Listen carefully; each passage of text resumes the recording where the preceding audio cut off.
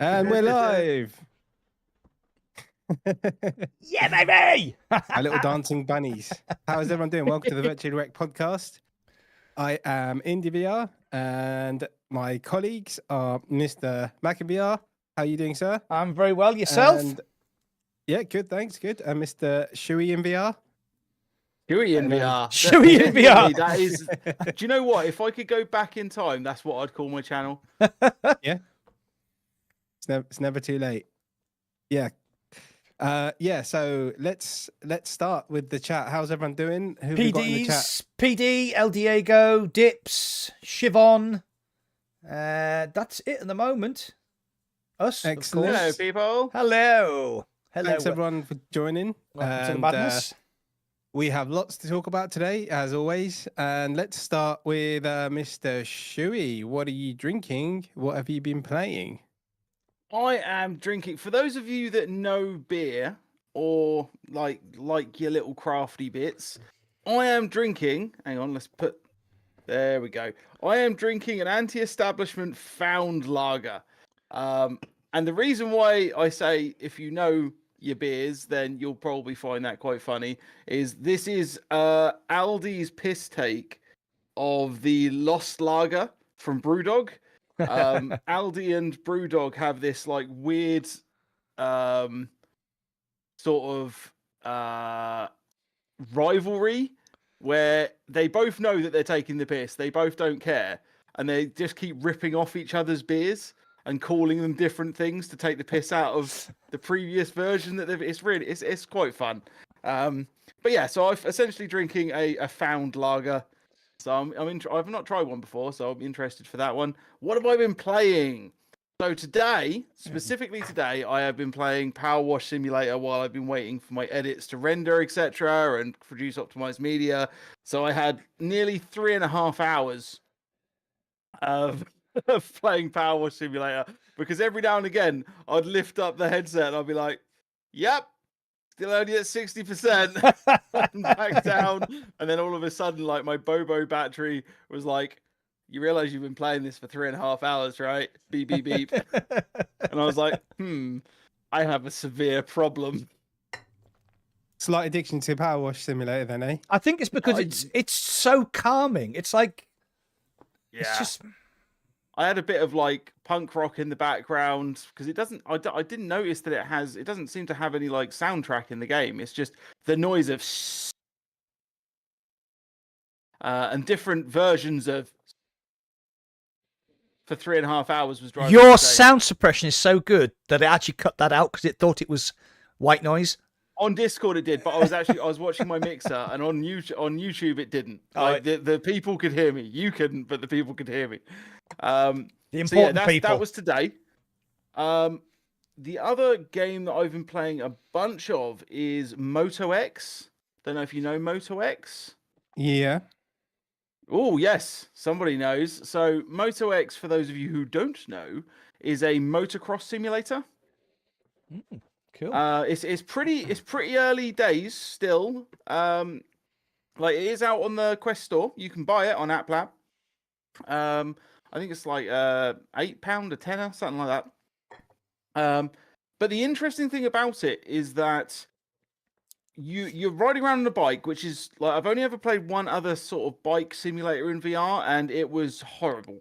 It was utterly disgustingly terrible. That was. I remember you talking about that in a couple of podcasts ago. Yeah. But this one, like, so everything's done apart from like forward and backwards. Everything's pretty much done on how you move the controllers. So that's quite nice. I really enjoyed that element of it. But when you get into the air, it switches to a third-person perspective. And it still works off of the motion controls, so that like when you're turning, you're actually like creating tabletops and doing backflips and stuff like that without actually causing like the horrendous nausea that you would usually get from trying to do that in VR, especially if you crash and fail, because then it's like your headset sort of jumped around everywhere and then you vomit everywhere and your headset's no more. But generally speaking, immersion though, isn't it? Oh yeah. Like you want to have a head injury.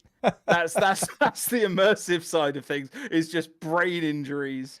What's that called? Moto X. Yeah, okay, I'll look at that because I enjoy games like that.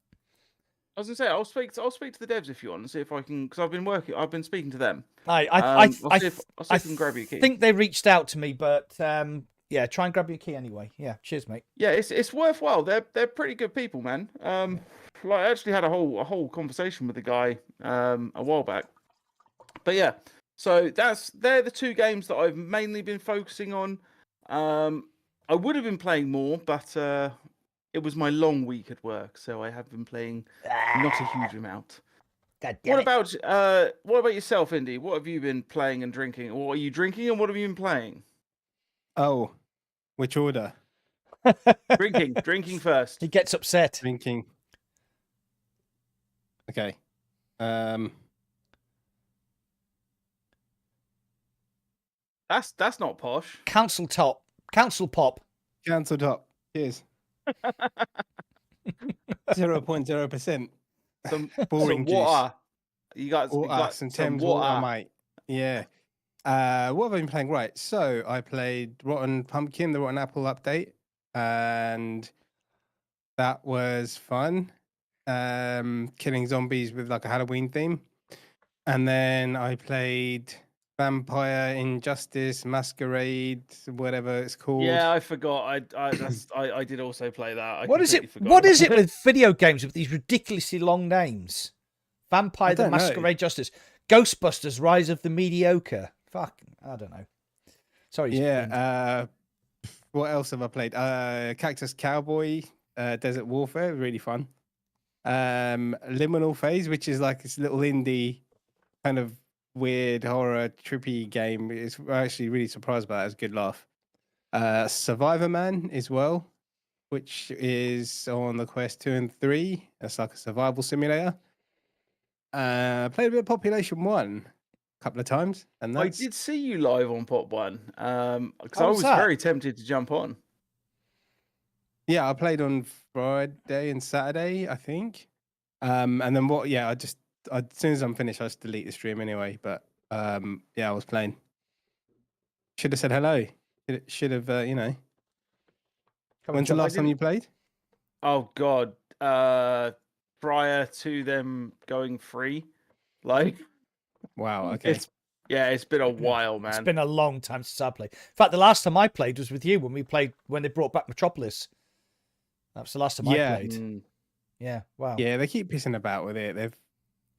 I don't know what they're doing. They've got rid of the new map. It's the old map now. It's just like, why? Yeah. I mean, Christ, bearing in mind over the pandemic, I think me and you played that like every single day for like a year and a half, didn't we? Nearly. Yeah, we did. Yeah. Diego's asking, did I try Pop One on the Quest? Yeah, I did, Diego. I did. Yeah, I mean, obviously it's better than the Quest 2 version. It's pretty smooth and stuff. There is that split-second difference between the Mindex controllers and the buttons on controllers. But yeah, I did play it. It was impressive. It was good. It was clear. Draw distance was good and got some good shots off with the S85. So yeah. Hang on. Have I missed something here? Have you got a Quest 3? Oh, sorry. I meant the Quest 1. I got a Quest 1, Chewy. We are going to talk about this. No. Chewy. I'm done. Chewy. I'm done. This is bullshit. I do want to talk about this later because I've got a very specific clip and a point to bring up. So we'll talk about that later. Okay, I'm unhappy until we get to that point in the podcast. I'm going to be. Yeah. Well, why? I haven't spoken to you for 2 weeks. Look, it's all over. It's world news. Everyone knows. You're the only one that doesn't know. Apparently, yeah.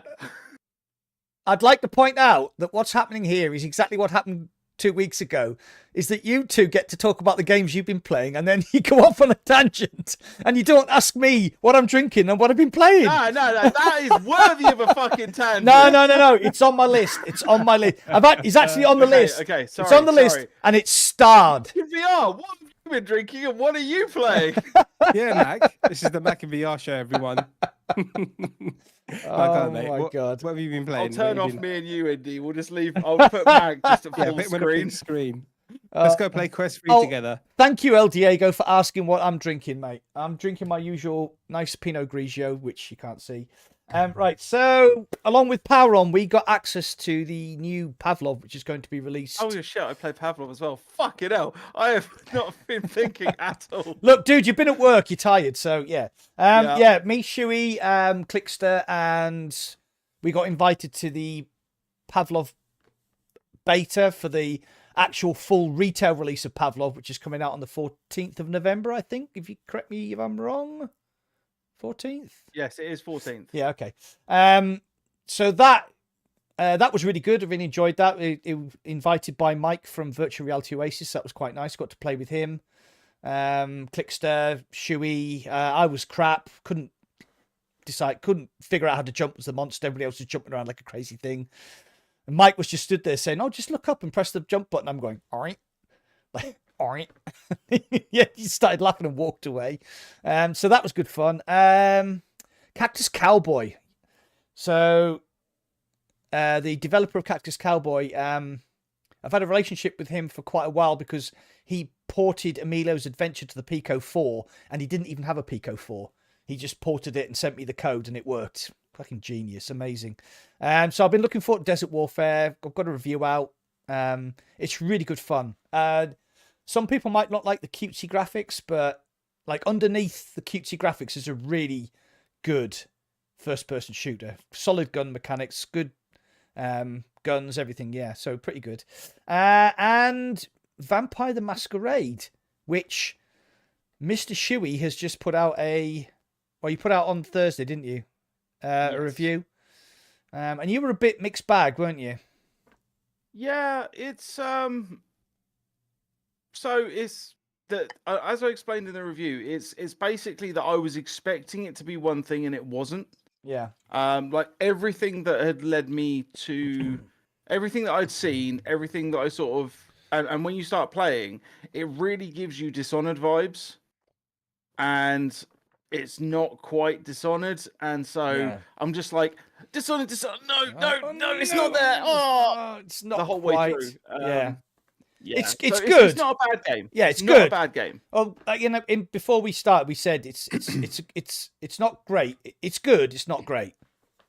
Yeah, let's go through the games after, shall we? Or do you want to start talking about games now?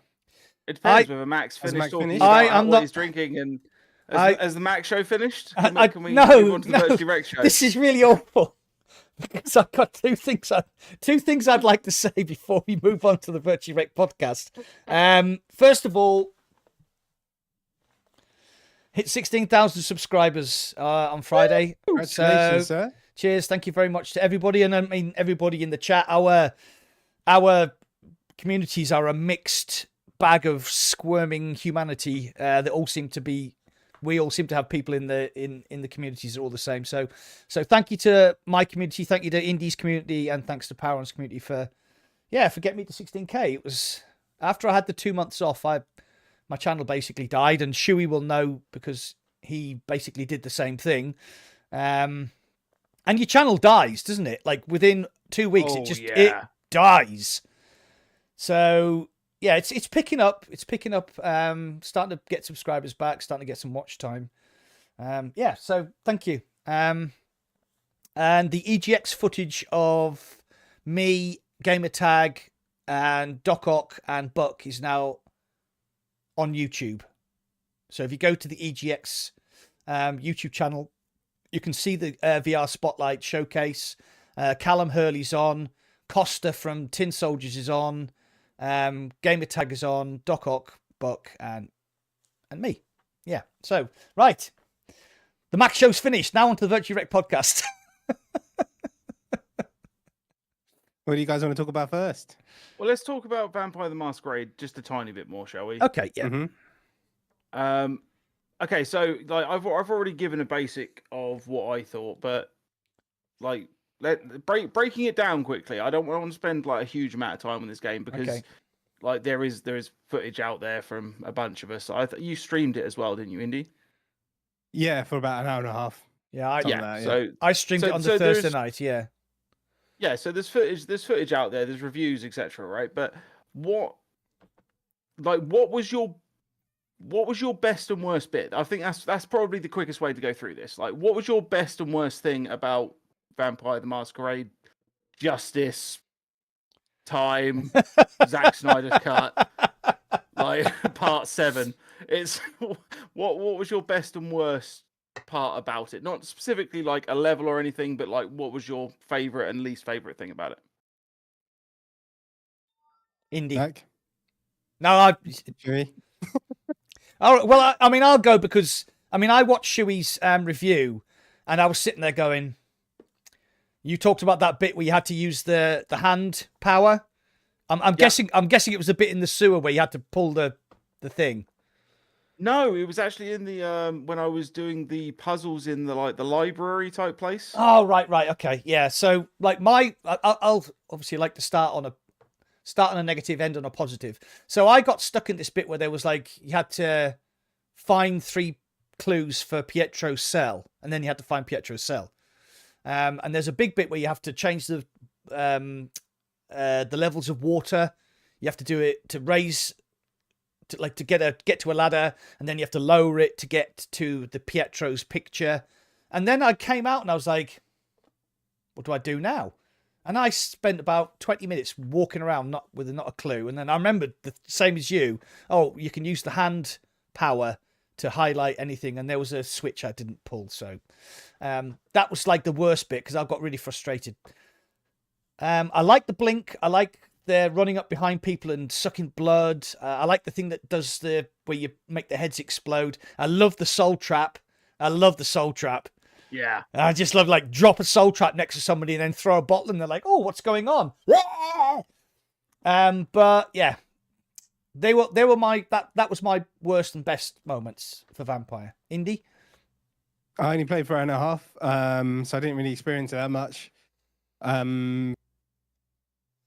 Yeah, the world looks all right. I mean, I didn't experience it. Only like when I ended the stream, I was knackered. I just but I did kind of get the gist of the game by the hour and a half of like, oh, actually, there's other ways to do stuff, which is cool about the game. I do like that there's other routes and ways of doing stuff. But stealth is so hard.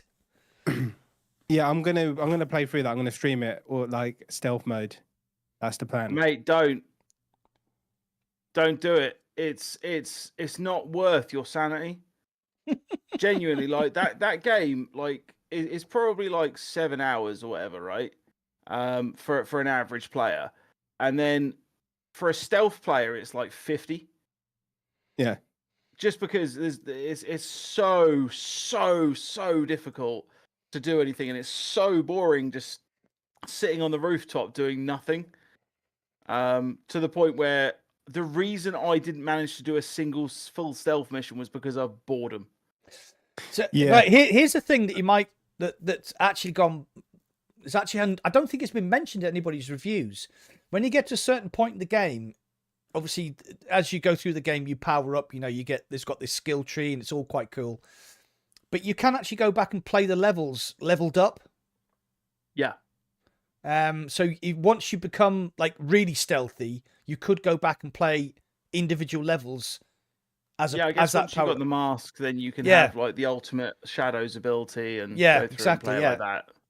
I mean, I put it on the hardest mode, and I probably won't use many abilities, to be honest, and then try and do it stealthy. But Shui's kind of put me off it. I'll give it a go.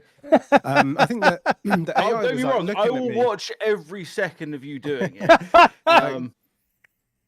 Just because I'm a massive like I love watching people in pain. It's you should have told me this before about you. I thought at this point you'd probably have figured it out. All the bruises you gave me last time. Yeah, I think the AI was a little bit like looking at me, and I was just above it, and I was like, oh, maybe I thought this is high difficulty. The AI might have, love you, buddy. Might have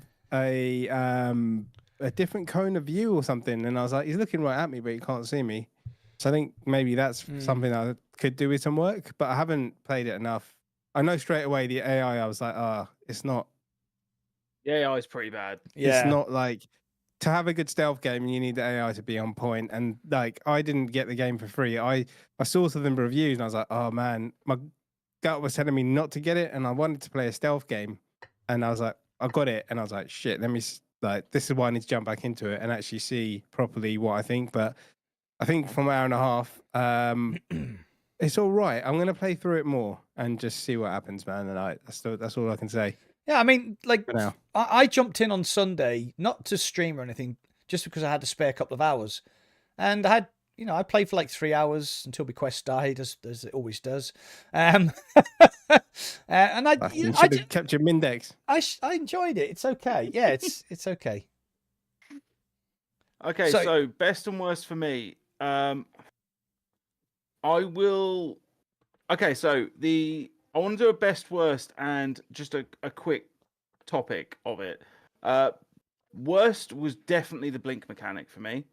The I cooldown. kind of the cooldown really, really pisses me off. Like, I am glad that there is a cooldown because not being able to blink your way all the way to the end, is quite good. Like, but they could have solved that by maybe making the blink mechanic use more of the blood.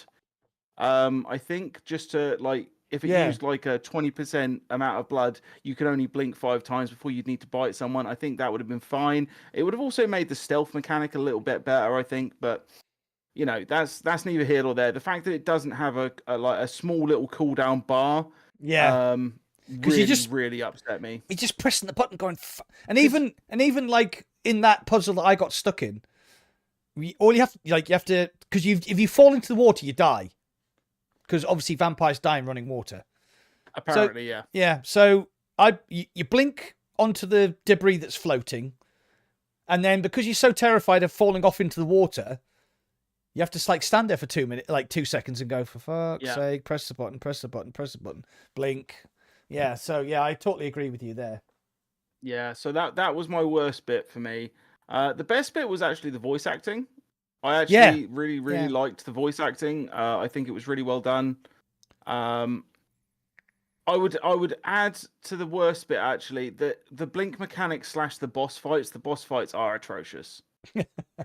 Try not to spoil it for me, gentlemen. I'm not going to tell you. I'm not going to tell you how to do them. But the boss fights at some points feel like it's more about luck than it is about skill. Like, I don't mind a boss fight where it doesn't tell you anything and you just have to kind of figure it out soul style. That's fine. Yeah.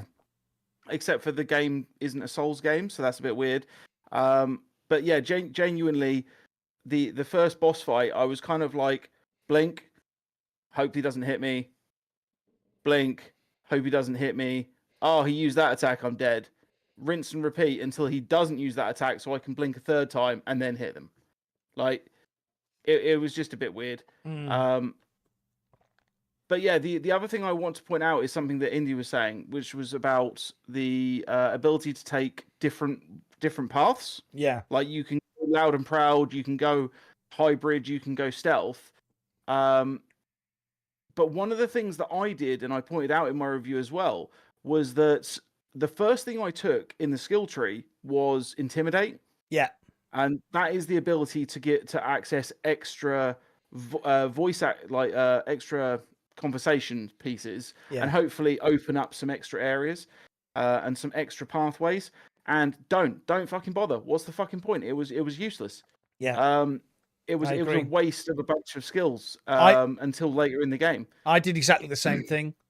I went straight for Intimidate because I thought, oh, it's like you might miss something. Yeah, it's like Starfield or like Skyrim. You know, if you can intimidate people, then you know, I did exactly the same thing. And you're like, ooh, okay, yeah, but it was that was wasted. That was completely wasted. So Evil Kingus, in his usual manner, has said it's crap, isn't it? Admit it. We don't have any real developers making worthwhile games, which is why we need to talk about games like Vampire. In a competitive market, it'll be puked on. Admit it. Right, okay. Who wants to start? I see where you're coming from. I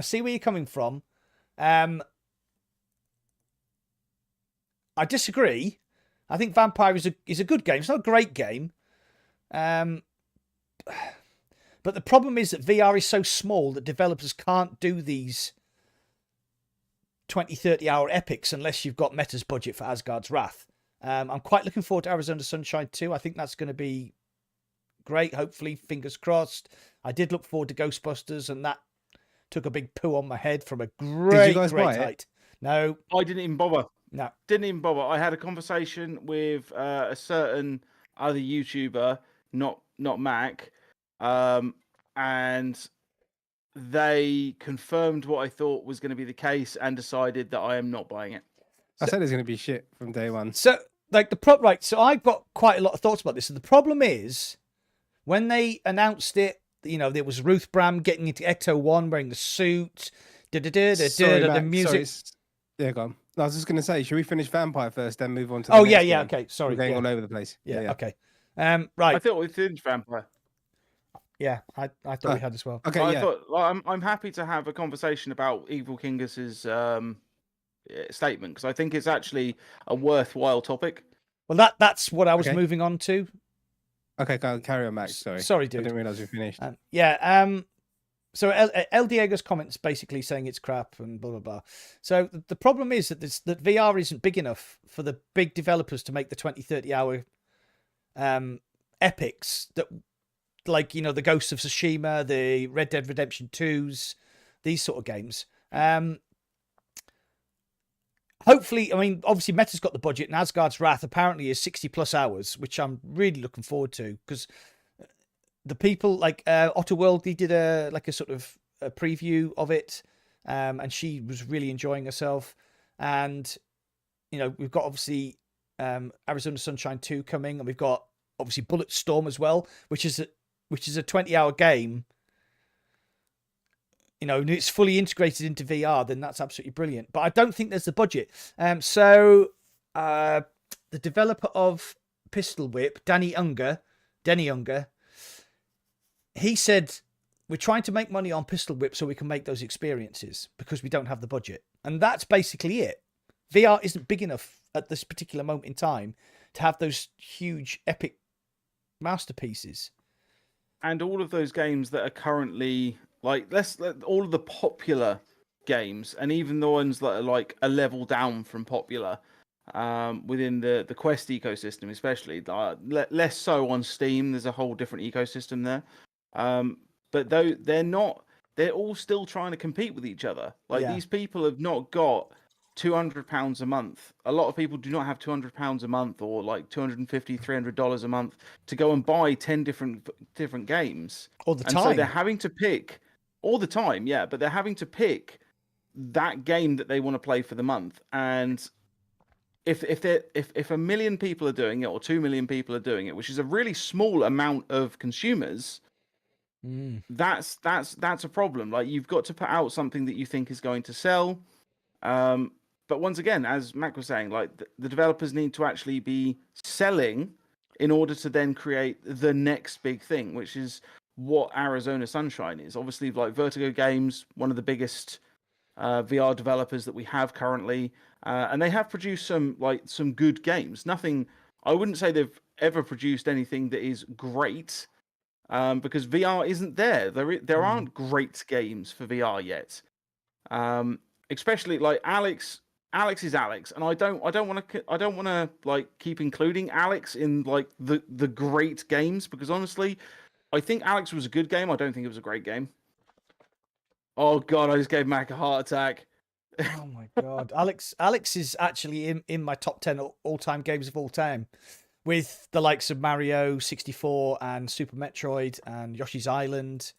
I just think so it didn't have much competition then in your top. No, 10. not at all. You know, just like some of the best games ever made. No, I thought Alex was groundbreaking, and it still is. I mean, I went back, I just upgraded my PC to a 4080, and I did a video where I went back and played Alex on Ultra using Virtual Desktop on Godlike on a Wi-Fi 6E router with the megabits per second pumped up to as far as it can, and it fucking blew me away again.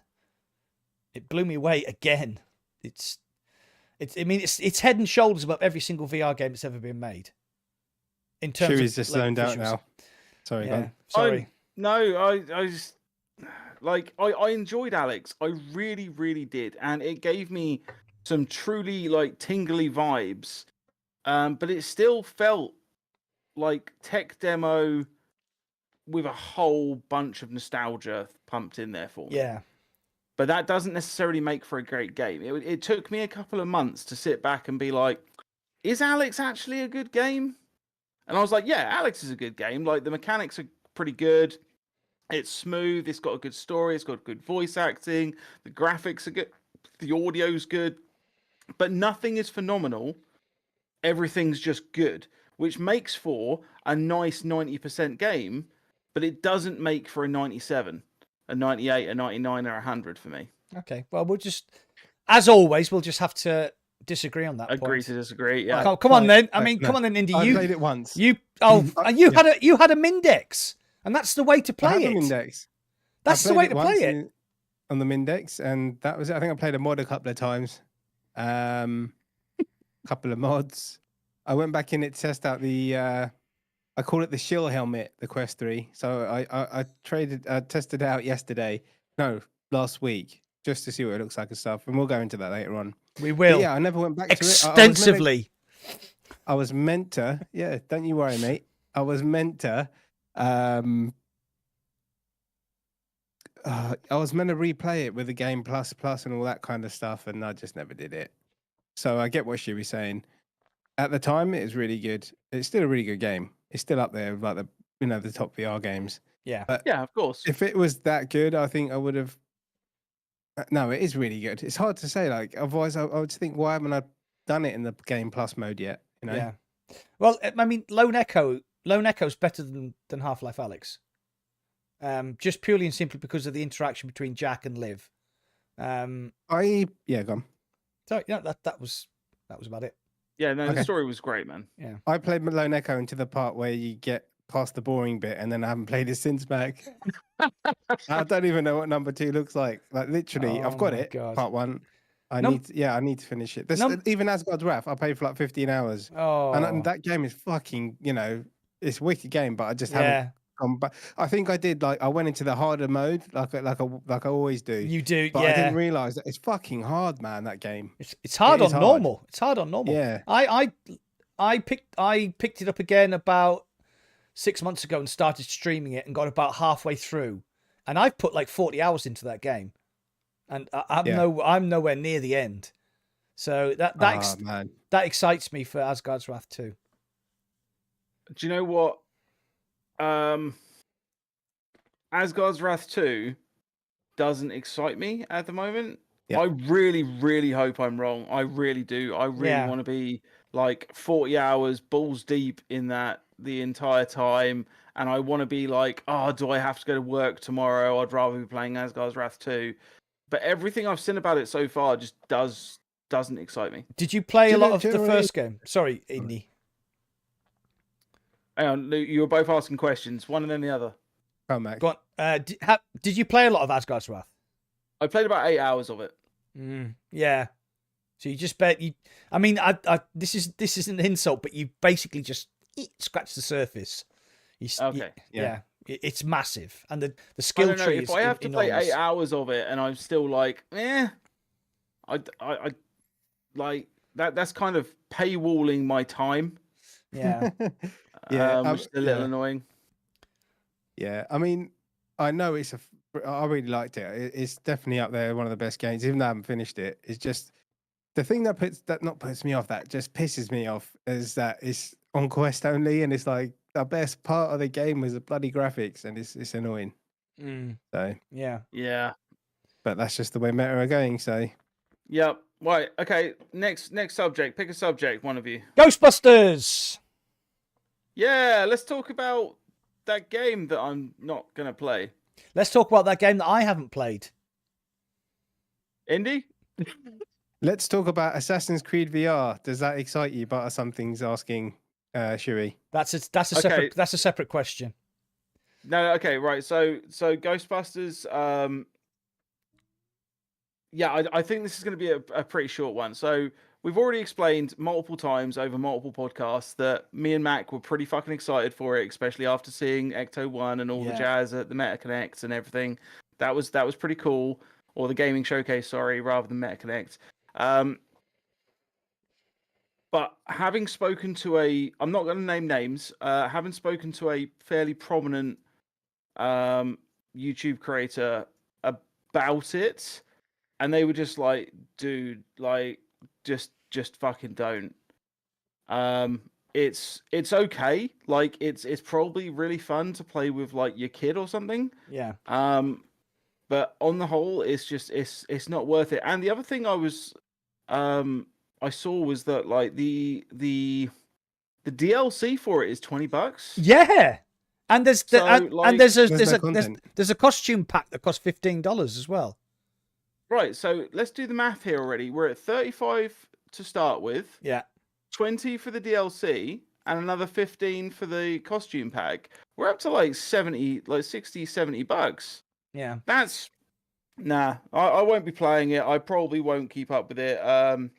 If it comes on sale at some point, maybe I'll grab it if enough of the community have already bought it and still want to play with me. But Yeah. the fact that it doesn't have like a single player campaign or anything for that kind of price just makes me think, nah, I'm not interested. Yeah, which is really sad. I was watching Gamertag's video on it where he said, you already know how I feel about it, and then read a load of reviews on the Meta store. It's a bit of a weird video, but he did make a good point. And the point was, if they had marketed right, so basically when me and Shuey, when they announced Ghostbusters, me and Shuey we did a live stream, and we both lost our shit because it was like Ecto-1, Ghostbusters music. Yeah, this looks amazing. So to me, that means that they were marketing it at me and him. I don't know how you feel about Ghostbusters. You probably haven't watched it because you're I don't know. Savage. Me? I don't know. Yeah. What did I watch? Ghostbusters. Sorry, I was just typing something. You zoned People out. just asked me what a gilf is. I called him a gilf, and he asked me what it was. So I just told him. Granddad, I'd like to fuck. Yeah. So sorry, what was the question? And then again, when they did the showcase, and it was like Gamertag and Otterworldly and two other guys who I didn't know. Two other guys. Sorry, I've been flippant there. I can't remember who they were, and they were like, you know, Gamertag and Otterworldly in the gear with the packs, and I was like, oh, this is brilliant. They're really aiming this game at the people who love Ghostbusters. What they should have done was said, oh, this is a family-oriented game that you can play with your kids from the start, and they would have got a lot less hate because. I mean, I haven't hated on the game. I haven't reviewed it. I didn't buy it. I looked at it and thought, it's not for me. I've called it Ghostbusters Rise of the Mediocre on several occasions. But if it's a game aimed at kids to be played with their parents who love Ghostbusters, then that's fine. Market it at that. Yeah, but that's the problem is that you're going to end up in the same space as Nerf, which... that died because it was designed for kids, 100% designed for kids and Nerf enthusiasts. And it didn't keep either of those groups happy because like it needed to come out as a free-to-play game. Yeah. Because they marketed it at kids who don't have money. Yeah. Like they were waiting for like they released it on a certain day, and it wasn't even like the day that most people have birthdays in the year. Which would have made more sense, at least, because at least then they could have said, Mummy, Daddy, Granddad, Grandma, can you buy me Nerf on the Quest, please? But no, so like 6 months later, that game has shut down entirely. Like anyone who bought it, you're not getting a refund. The servers are down. It's a multiplayer game, yeah. Yeah. So what about... Sorry, Indy. Carry on. I was going to say, what about where the fuck is Slimer? Where's all the 80s references? Yeah, exactly. If it's towards the adults, it's like there's nothing there. It's like you might as well just call it something else. Do you remember the Ghostbusters film they made with Lee? It wasn't Liam Hemsworth. It was Thor. What's his name? Ant-Man. No. Yes, no. The one before that, where it was all female, had Melissa McCarthy in it. Oh yeah. Do you remember that? And it just like went. Bombed. I didn't watch it. Do you know what? Right, it's not. People really hated on that movie. It wasn't as terrible as people made it out to be. It was okay. It wasn't good. It wasn't amazing. It was just okay. But it wasn't shit. Yeah. But people weren't interested because it wasn't. It didn't have any of the original Ghostbusters in it. Oh yeah. So, I mean, they're all geriatric now, but they could maybe pull it off. Whoever's left. No, I tell you what, they would have made a better film. So. Yeah, I'm not interested in Ghostbusters. I was gutted when I started to hear the rumors of what it was actually like, and Gamertag described it as a wave shooter and not a very interesting one. You know, and there's a guy you can trust because the problem is though, unless you've got anything very specific to say about Ghostbusters, Indy, I'll just move on to the problem that I see with this of what's going to happen from here. No, I don't have anything to say. Just apparently is shit, and that's it, really. So the problem I see with this is that this is one of the first big IPs. Like Sony themselves were backing this project. Yeah. And it's going to be a flop. And that is very worrying because like movie tie-in type games, maybe we're going to be seeing less of these now that were possibly in the pipeline. Now that they've seen, oh yeah, Sony did like one of their big IPs as a VR game, and it flopped, and now we don't want to touch it. We don't want to do an Indiana Jones. We don't want to do a Transformers, although we've already had a Transformers, and that flopped because it was actually shit. Yeah. No, I get what you're saying, mate, because it's not good for VR at all. Like, No. It's really not good for VR. Because people aren't going to people are going to be like, fuck that, I'm not touching that shit. Yeah, it is disappointing. Right, let's move on, shall we? Nexus. Assassin's Creed Nexus. Indy, you mentioned this, so I think you ought to start. What did I mention? Literally mentioned Assassin's Creed VR. Oh, somebody asked the question. Oh, are you guys excited for Assassin's Creed Nexus? I'm a massive fan. The first one wasn't, like, the first flat screen game wasn't particularly good, but the second one was absolutely brilliant. I actually went on holiday to Italy, and I went to San Gimignano, where all the crazy towers are, and I went to Florence, and I went to Siena, which is places that the game was set. And then this year I actually went to Venice. So I was like having a massive Assassin's Creed sort of vibe. Now, I've watched a few videos, and the thing I was worried about was that it was going to be an Assassin's Creed experience. But from what I've gleaned from the videos I've watched, it is a fully fledged Assassin's Creed game where everything is pretty much Assassin's Creed vibe. You get to play as Ezio, you get to play as Connor, and you get to play as the one the female assassin. I never actually played that game. So yes, I am very excited. Shuey? I'm not as excited. I'm glad that like the people that I trust so far have said that they really enjoyed it and that they really wanted to carry on playing, and that it didn't feel experience-y to them. It actually felt gameplay-y. Cassandra, thank you, but something it was bugging me in the back of my head. And by the way, Mac, you should play that Assassin's Creed Odyssey. That was actually really good. The one with the female protagonist. Yes. I haven't played it yet. Yeah. Yes. Yeah, you should go play it. It's actually I thought it was really good. Some people may disagree. That's fine, but I really enjoyed it. Yeah. So I'm holding back anything at the moment, just in case it turns out to be pretty piss poor, because I don't want another Ghostbusters situation for myself. So I hope it's really good. I hope that it's really true to the characters. I love the idea that we're actually going to have a mixture of swordplay and bows and like archery. That sounds pretty cool. If the thing that really needs to get it right is parkour, right? Yeah. That's the bit that actually has to be right. The rest of it can just be like blade and sorcery, and everyone will be perfectly happy with it. But the parkour is the important bit, I feel, for this. Well, apparently it uses the same automatic jump system that Assassin's Creed uses, and as long as you keep your momentum, then you press the jump button at the right time. Then I wonder how they're going to deal with the motion sickness for that, because like people with VR legs, we're going to be fine. Yeah.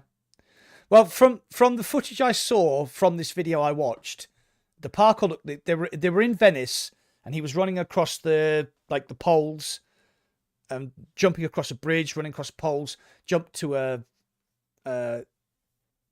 post, climbed up it, grabbed some. I mean, they haven't like sort of highlighted them in white like they did in Horizon, They've kind of like made the bricks kind of stick out so you can see them. So, and the guy was just like, jump across the bridge, jump onto the pole, jump onto here, climb up the window ledge. Oh, brick on the roof. Kept running. Yeah, that it looked really smooth and really cool. Yeah, so I'm really excited. Indy, how have you played a lot of Assassin's Creed or not? I gave a go on maybe one or two of them ages ago. I don't know. I didn't enjoy it really. Like, I don't know why. I can't remember why. I think it was just kind of Ubisoft glossy kind of gameplay. I like, see, the thing is, like you said, they need to nail the parkour, but then it's like the stealth mechanics and the AI needs to be fucking on point, because it's not easy to do. It's not easy to do. I'm not really excited about it, to be honest. It might be a great game, but honestly, like with my experience with Assassin's Creed, I'm not excited about it. Oh, okay, but I might love it. You never know. So it's out. I do wonder on the 16th of November. Sorry, I'm just getting the... Yes. Yeah. I do wonder whether it's going to be one of these games that highly is designed for people that have already played the others, so people that already have an attachment to Ezio, Fan Sandra, and service. Connor. Yeah. Fan service, they call it. Yeah. I'm just worried about a lot of stuff. So yeah. Fingers crossed that it isn't. Fingers crossed it's actually. I want it to be great. Right. Yeah, it needs to be. It needs to be a headset seller to bring people into VR. That's what I'm hoping. I mean, for the Assassin's Creed. Yeah. As long as it gets like 4 stars. Yeah. On the whole, I think it's going to be a headset seller for Christmas. Yeah. Because it's a big IP. Yeah. And it's been around a long time as well. So yeah. Assassin's Creed is massive. Like, people have considered VR that will push them over the edge and make them pull the trigger on Amazon. Like, Yeah. Do we want to talk about Do we want to talk about Foglands? Do you know what? I was really excited for that game until I saw a few different posts that were like, "This is actually dog shit." Yeah. And I was just like, "Fuck me!" I was waiting for another new roguelike, and yeah. Is there any point in talking about it? Like, is there anything specific other than the fact that like it looks crap, it plays crap? I watched a review that said avoid this at all costs. Yeah. And so I was like, oh, fair enough. Yeah, I was like you, Shuey. I was like, well, that looks like an interesting concept, but yeah. Call it Boglands moving forward. There you go. That's where it belongs. What's next? Right. Yeah. So I would like to briefly talk about Pavlov again. Okay. I have a concern, right? And this is my concern. So Pavlov Shack has been available on App Labs for 3 years. Okay. 2 years. 2 years. Yeah. But yeah. So, I mean, if you've played Pavlov on the Quest, it is really good. It's slick. Gunplay's, it's taken everything from the PC version of Pavlov. All the guns reload beautifully. All the guns look great, sound great. It's slick. The gunplay is amazing. The PvP is great. The Monster Hunter thing is just insane. Gun game, obviously we played gun. I came third. Who won? I can't remember. Oh, I can't remember either. You'll have to go and watch my video to find out. Oh, yeah. Especially, you'll have to go and see who it was that managed to get the final kill by throwing a meat cleaver in Mac's face. Nice. I was on the last gun before I got the knife, and I saw you, and I was like, "Sure, get in!" And then you just like popped around the corner, and went dunk in my head, and I was like, "No!" But I came third, which, considering I'm not the world's best Pavlov player, So right. So anyway. It's a great game. It is, I think, along with Onward and Contractors on the Quest 3, it is one of the best PvP games available. No, without a doubt. And they each have their own different benefits. Like Onwards is more sort of slow, tactical. Contractors is more sort of Call of Duty. And Pavlov's kind of in the middle, I think. But it has like a great sense of fun. They are shutting down the Pavlov Shack servers, the free servers, when the game goes to Quest Store. So all the people who've been playing for the past 2 years will have to go and buy the game, which I can understand why they did it, and you've had 2 years of playing it for free. It's only $14.99, which is a drop in the ocean if you want to just carry on playing. There's $10.99. $10.99. Okay, sorry. $10.99 on sale if you buy it pre-order. Yeah. Yeah. So there's like 3 new maps, which we've played 2 of them, I think. Or did we play all 3? I can't remember. No, we played all 3. Yeah, we played all 3. They're good maps. Yeah, great maps, well designed.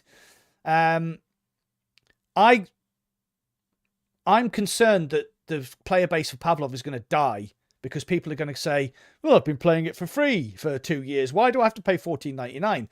Because that is the consumer mentality, not my mentality. I think it's a great game, and I would pay $14.99 for it. Sorry, $10.99 for it.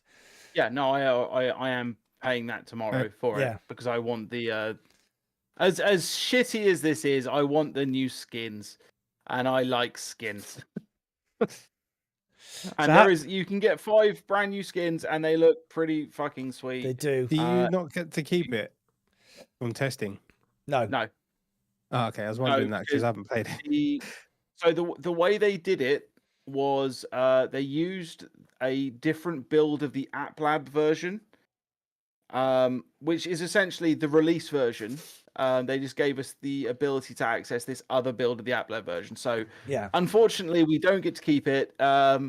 If you guys are watching, Pavlov developy people, I would super appreciate a free key. That would be lovely, as long as I get the skins. Otherwise, I'm just going to buy it anyway because I want the skins. Right, she was giving away a free key to Pavlov. There you go. There you go. So, Indy, have you played Pavlov on the Quest? No, I have it, but I didn't play it on the day that we were supposed to all meet up. I had to do that other live stream, and I couldn't do anything with my Quest 2 to stream capture. It's a nightmare. So okay. I haven't played it. I mean, I could jump in it tonight and just play on my own, just to see what it looks like, I guess. All right. Well, so I think we should move on, and I would like you to explain to me, after saying on the podcast 2 weeks ago that you would never buy a Quest 3, Quest 4, Quest 5, or fucking Quest 10 or whatever. And then, like me, I really like the whole of that. I was just like, I need to make a bet.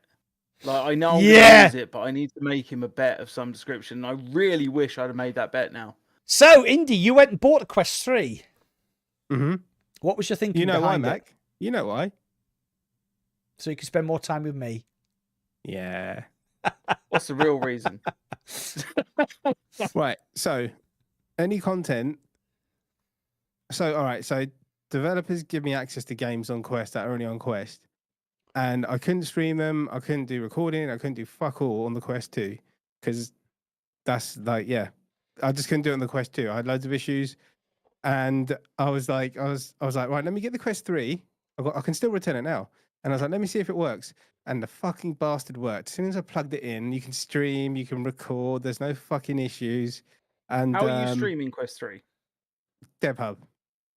Do you remember I told you about the DevHub issue, saying, "Oh, well, I've got a VPN, I've got this and that." It went. Yeah. As soon as I plugged in the Quest 3, it went away, and there was it's like one of those magic Apple updates that they put on the Quest 2, so you can't stream anymore. And I was like, okay. So I picked it up, and I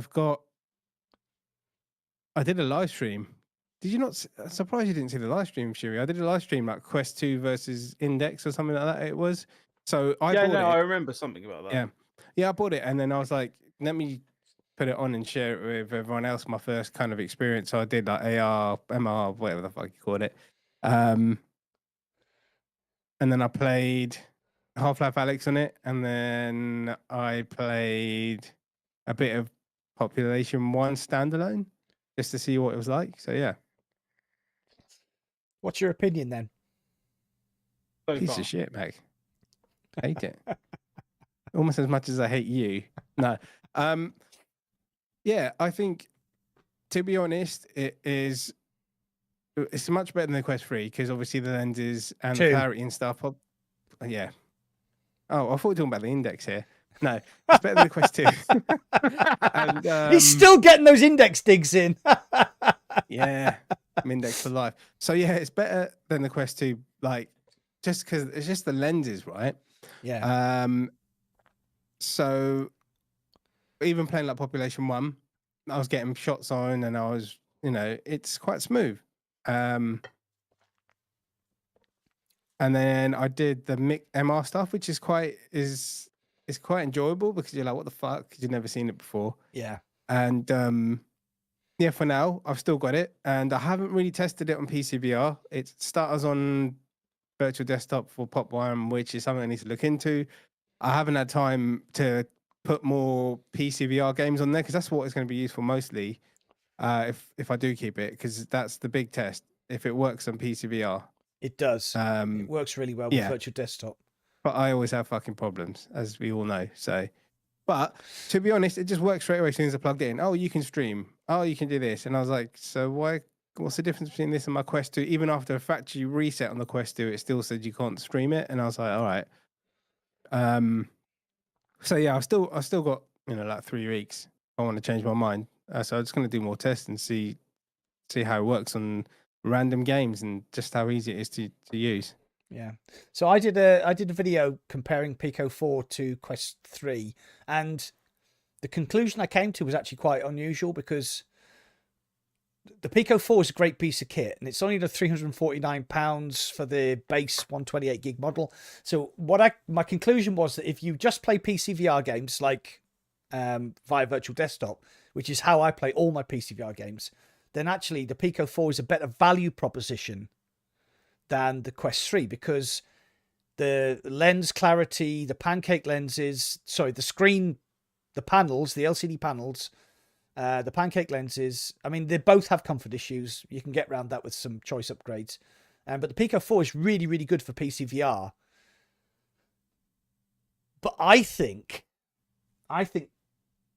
that if you have a decent PC and you have decent Wi-Fi, that is a fucking great headset. So buy the cheap one. Don't buy the expensive one like I did, because I'm an idiot. Yeah. Yeah. There's other reasons too that I got it, but yeah. There's other reasons, like, So Shuey, how do you feel about him buying a Quest 3 after everything that he said? Depends whether he actually starts inviting me to play games or not. Well, I have 21 days to get rid of it, so get your games in now while you can. Because you got to remember, Day 20, I'll ask him, like, he'll be planning on taking it back the next day, and I'll be like, Indy, let's go play this game. And then he'll be like, oh shit, I'm gonna keep it now. Yeah, mate, do you know what it is? It's I get access to games early and I have to fucking turn it down because I can't do stuff on my Quest 2. And it's like, I was like, shit, I need to. I got the Quest 2 to stream to obviously the meta kind of stuff, the indie stuff, but like I had to turn shit down. I'm like, for fuck's sake. And so I thought, let me try it, and then it just worked, and it's been fun using it, to be honest. It just needs all the extra shit, which is what I fucking But that's the headset, right? You need to buy all the extra stuff for it, which I'm kind of getting solutions for. But yeah, so what are your thoughts? Sorry, Shui. No, I'm really happy, man. Like, I know we joke around with the whole Mindex thing and everything like that, but at the end of the day, I really want there to be a third opinion on the meta stuff, on this podcast specifically. And I'm glad that you've got one. I'm really glad that hopefully there's going to be some more sort of high, low, and medium, or maybe a 2v1, or maybe that we all just fucking agree. But yeah, no, I'm really happy that you've actually jumped into it, and yeah, it was about fucking time. Yeah, I mean, fuck. The thing is, though, I know I said I wouldn't do it, but it's like I missed passing opportunities that are gonna do things for my channel. Do you know what I mean? Not like I'm going to turn into a Quest 3 fucking channel and stop doing PCVR, but it's like things that will come that in the future and stuff. Well, I'll get access to things, and otherwise I just can't fucking play them. So the thing is, what a lot of people, well, I mean, the communities on our channel will know, but you had an absolute fucking nightmare with the Quest 2, didn't you? From day one. Day one, like 3 years ago, whatever it was. From day one. So just give us a quick rundown of all the shit that you had to go through, and then maybe people understand why you are so anti-meta. I mean, I don't even know where to fucking start. Like, honestly, day one, it's that fucking bad. Day one, I can't remember. All I remember is 3 of those head straps. When they kept telling me they're sending me definitely a new batch, the battery straps, they kept breaking. Controller drift, and even now I'm still worried about all this shit. Who knows what fucking components they put into this new one? yeah. What else was it? Like the customer services are so fucking thick, and they're so shit, and they talk shit, and I caught them out so many times, and they just don't know what to do, because they just talk absolute bollocks. But this is because right? Yeah. Oh, no, it's people in another country. Indies, they're essentially bots. Yeah, they don't actually. They've never used a fucking headset. This is the problem. They're working off a script, and as a sales guy, you just fucking tore through them. I just said, "Why are you talking shit?" I said, "By the way, you sent me this, and you said it's going to be that." And then when I had it for just over a month, I got another head. I can't remember what it was, and they were like, "We're going to send you a fucking refurbished controller." I was like, "You're taking the piss, aren't you?" Like, anyone else would just do a straight up replacement. Yeah. But Valve, straight away, they'll send you another controller, and they'd say, "Don't send us your one back till you've had your, we'll send you yours, then send that other one back." Yeah. And obviously it's a totally different company, and like, it's obviously not as busy as Meta and stuff, but I just think, and I get it, because they're selling the headsets at, they're not making anything out of the Quest 2, right? No, they're not making anything out of Quest 3 either. So it's like they're trying to save back on that instead of giving you components and you blah blah blah blah. Yeah. But yeah, just loads of stick drift, broken things, and just loads of the amount of factory resets I had to do just to get things done, like to have an update, like, or just like literally every time I wanted to update, or every time I wanted to stream, it was just an absolute ball ache. And I just hope that this doesn't do the same thing. For now, it's good. It just doesn't give me any problems. It just works, kind of thing. So, which is what you want, really. But to be fair, I've had no problems. I've had no problems with my Quest 2. The battery strap, the Elite strap, lasted until I got my Bobo. I got some stick drift, but you just pop the cap off and spray some contact cleaner and give it a quick wipe, put it back on, and that was fine. But I mean, a lot of people, like a lot of normal consumers, wouldn't know to do those things. But yeah, like when I got banned from Facebook and then lost access to my Quest 2, I realized just how bad Quest 2's customer service is, because every time you go to them, they say exactly the same thing, and you're not looking at the history of our conversation. You're just reading off a script. Yeah. So. Yeah. And they'll ask you the same questions every time, and I'll just be like, it got to the point where I was like, this is fucked, just send me another one. And they were like, fuck dealing with this guy. Because do you remember every time that one thing happened, you had to send your name, your address, your fucking shoe size, your size of your mother's bra, like fucking what the fuck? Like, there are so many questions. Like, just put it on record.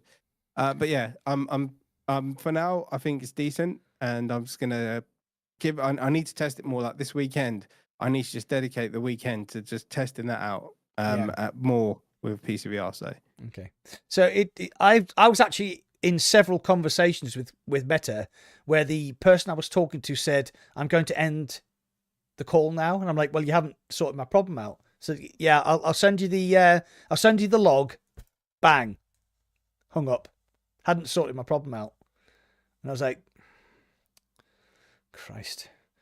But yeah, they changed it. They used to do live chat, and then what they do now is, instead of dealing with the whole situation there and then, they say, we'll get back to you in 2 days, instead of keeping the conversation going. That's what they do. Yeah. So what's your experience been with your Meta Quest 2, Shuey? Because I don't think you've had many problems. Any problems? With the 3? No, with the 2. I had 0 problems. I have literally never had a problem with my Quest 2. Actually, no, sorry. Scratch that. My left stick on the controller does have a pretty terrible dead spot. Right. But actually, I want to move.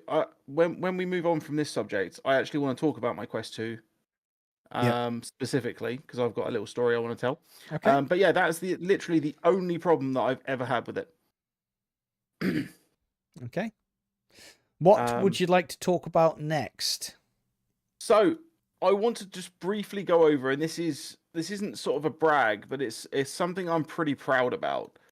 And so I started jiu-jitsu at the beginning of the year, and I managed to persuade my wife to join and my best friend to join, and it's been pretty good. And after jiu-jitsu, usually we come back to mine and we have a celebratory beer, and a couple of cigarettes, and just sort of have a cool down, chat about the class, etc.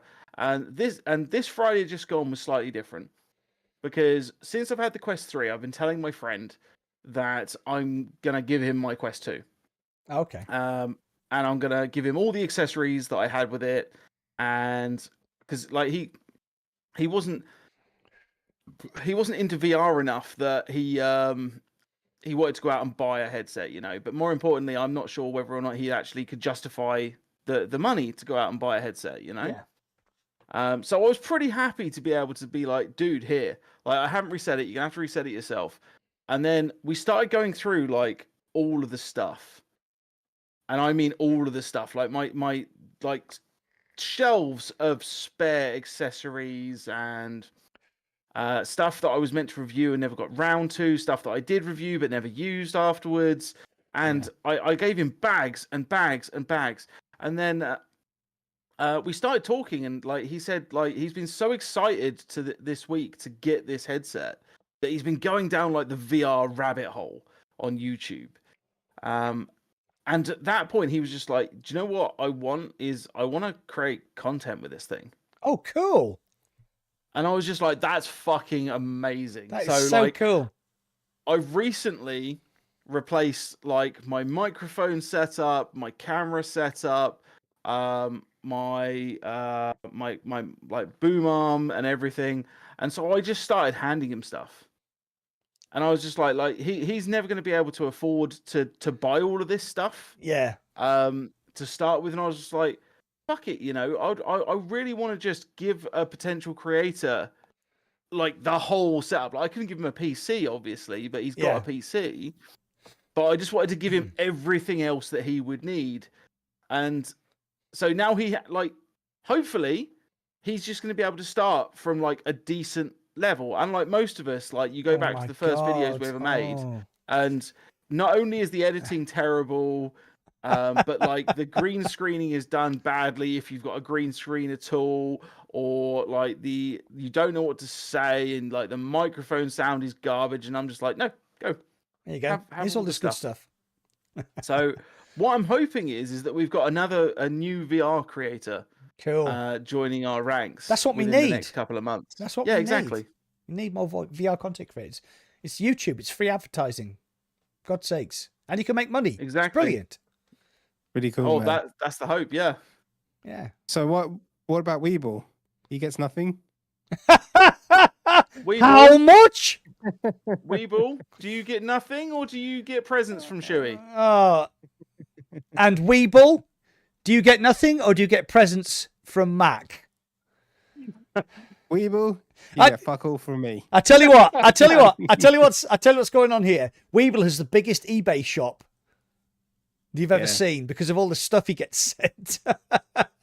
Yeah, do you know what else is up there on that same shop? Is that little Mario bag you gave that kid the other week? That was a beautiful, genuine gesture, and if the little bastard puts it on eBay, I'll find out where he lives and go round to his house, and I'm going to stick Mario up his little puckered arsehole. Well, Mac just got arrested. Yeah. So, couple of things. One, Weeble, hopefully you've received your package. Let me know. I sent him the M3 conversion kit. Because Weeble, I didn't need it. I hope you got your package. I sent in my old Wi-Fi 6 router. Speaking of which, Weeble, now I've got to send you something as well. Speaking of which, I might have a new router. I wonder if I've got it here. So I've been sent something to play with, actually. I've been sent a dedicated PC VR router. Really? Yeah, from an actual VR accessories company. Oh, okay. To try out. So that stay tuned on the channel. Do they make electronics specifically? They make VR accessories specifically. Okay. All right, So okay. we'll see. They've sent me a bunch of stuff. That's one of them. So yeah. As far as what you were saying, Henry, he doesn't have a channel name yet. We were brainstorming yesterday, and I said, dude, just go and play some fucking VR first. Like, Yeah. I know you've played a little bit, but go and play a shitload more, and then we'll figure out a name. And I'm gonna do some nights with him, teach him how to edit, teach him how to graphic design. Which is interesting because that might be something we have to do in the future, but we're not going to talk about that. So Weeble Weeble on my channel has just said, I must admit, I get treated from you and Shuey. Tight ass indie just abuses me. Yeah, look what I've written.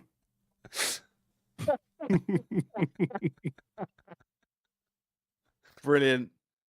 Right, so I don't see that's Weeble stuff. He me, gets me talking about being a good Samaritan and whatever. Do you have any? I've got 3 more specific subjects that I want to cover. I have got 1, 2, 3 that I would like to talk about. That's fine. Hopefully they're separate from what you were talking about. Right. Oh, I almost guarantee it. Okay, then. Can we... you can start first, because I need to go for a week, because I'm an old man and my bladder's given up. Back in a sec. Okay, in that case, I'm not going to cover that one, because I need you here. Okay, so... has anyone seen the latest stuff coming out of Gunman Contracts? No. Have you seen the latest trailer? Maybe. It came out 2 weeks ago. I really don't know, mate. Okay, so I don't think so. Gunman Contracts is a mod for Half-Life Alyx. I know you know that. I know Mac knows that, but just for anyone who doesn't know that.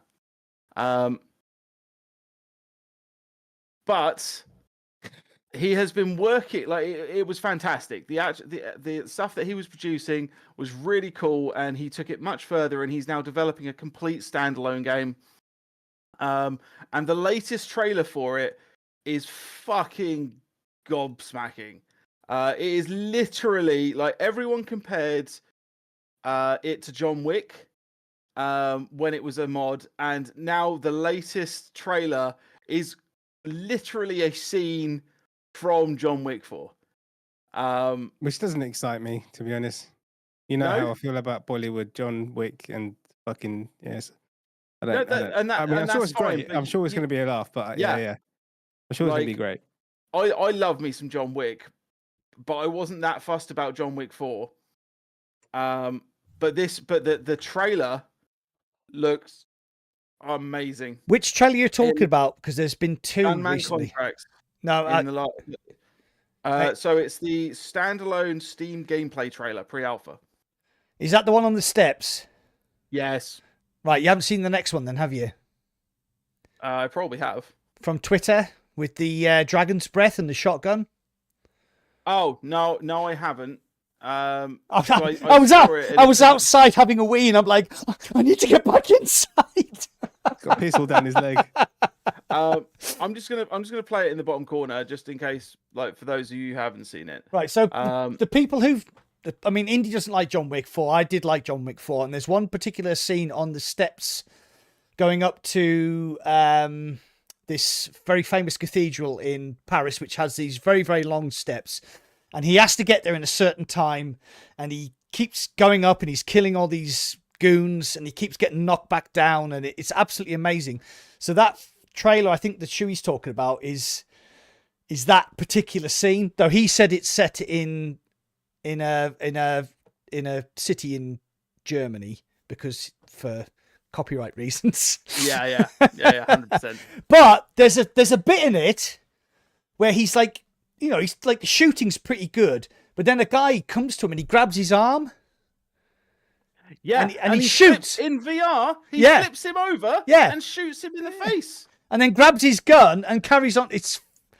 So the one you might not have seen then is the one with the dragon's breath. So if you don't know what dragon's breath is, it's like it's a shotgun cartridge. It's a shotgun cartridge that sets people on fire.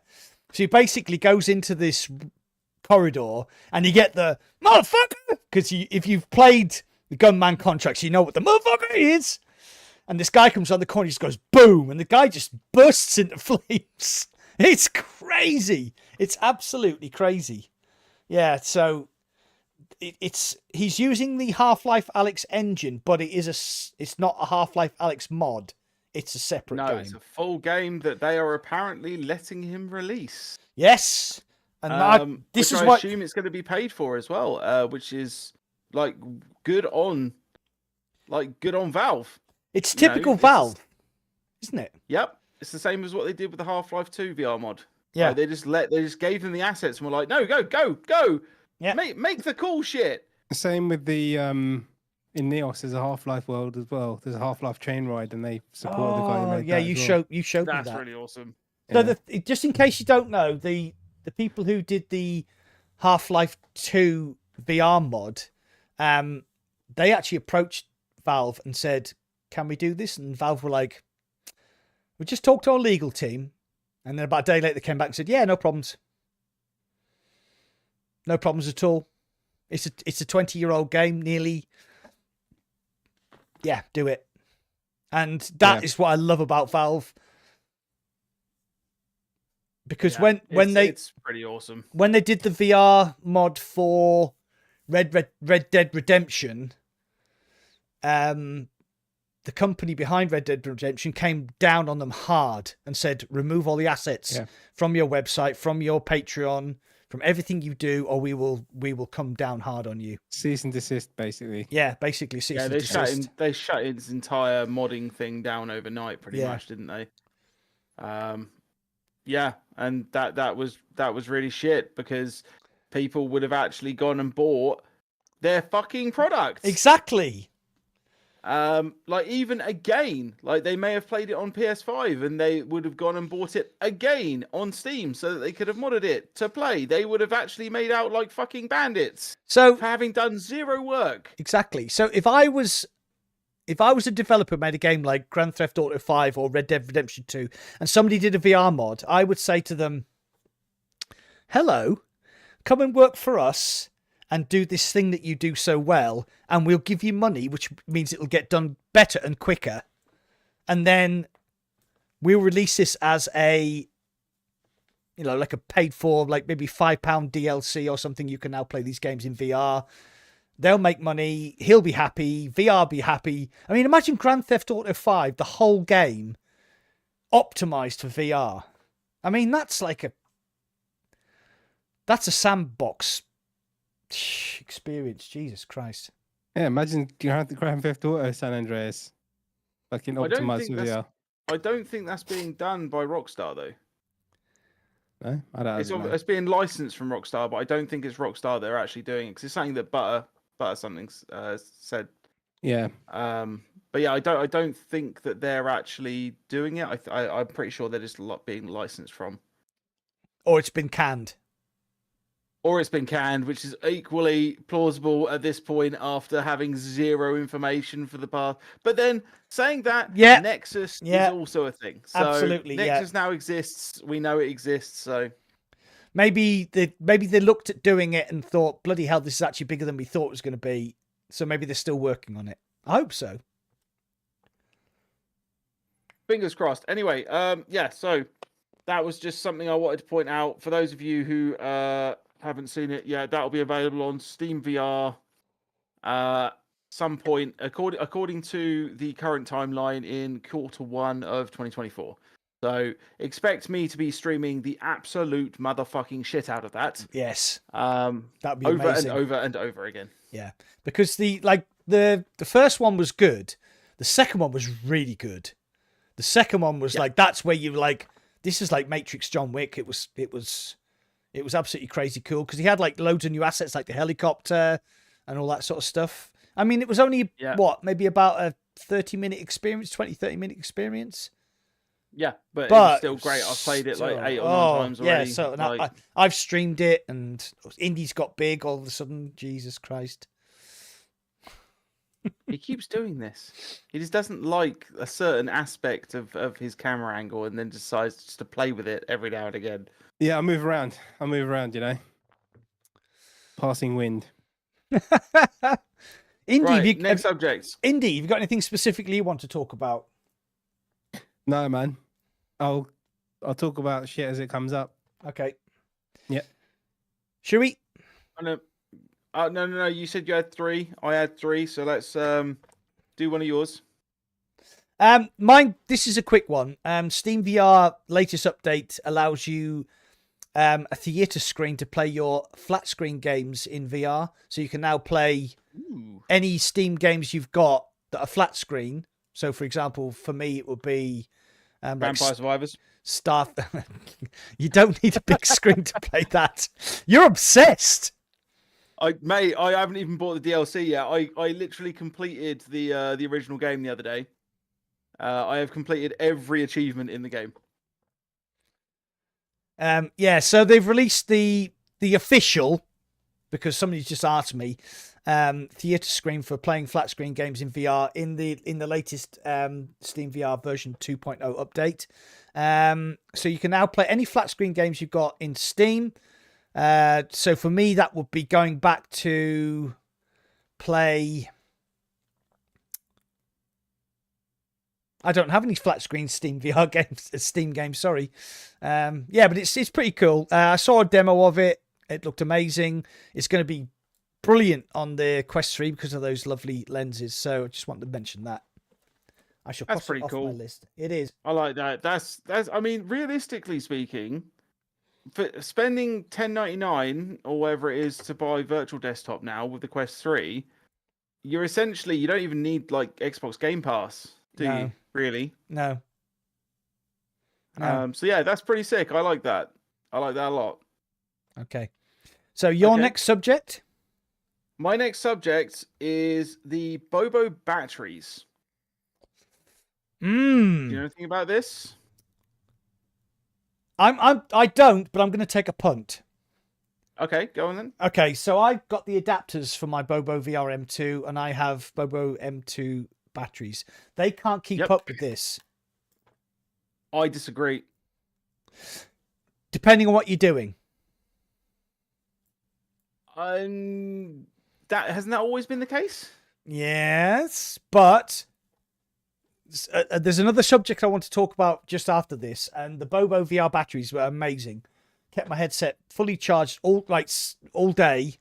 I will talk about what I was doing later, but when I got my 4080, I decided I wanted to play Automobilista 2 on Ultra as high as I possibly could. Apparently, that's a pipe dream because you have to turn certain things down, otherwise it all goes.